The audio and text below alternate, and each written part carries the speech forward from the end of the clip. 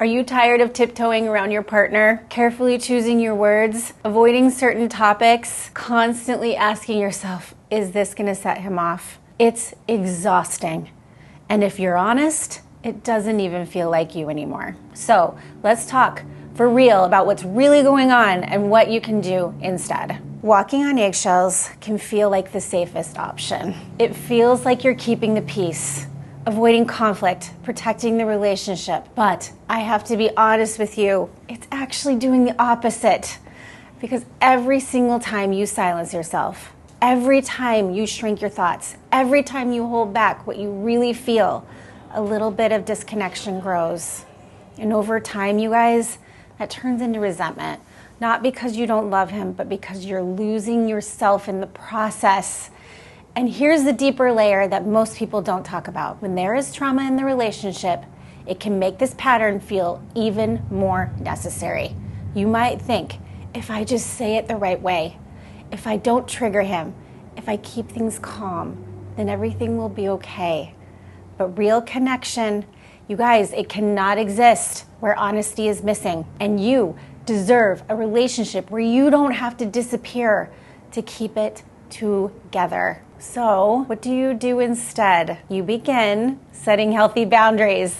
And I know that word can feel so scary because it can sound like confrontation or ultimatums or making things worse.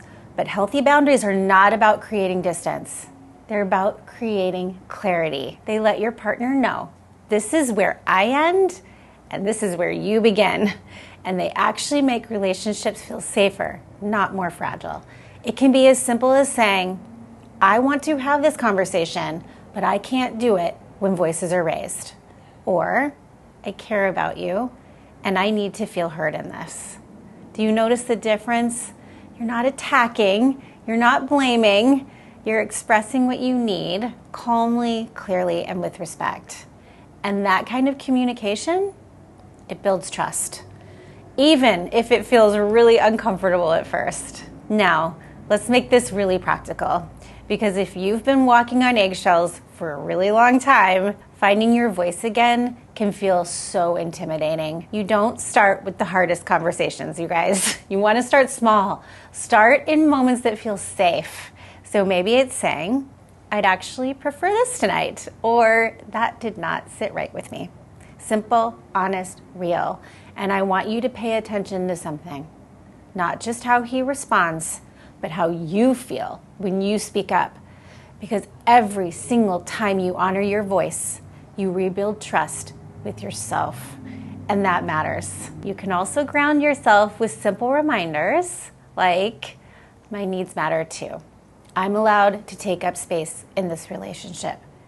This isn't about becoming confrontational. It's about becoming whole again.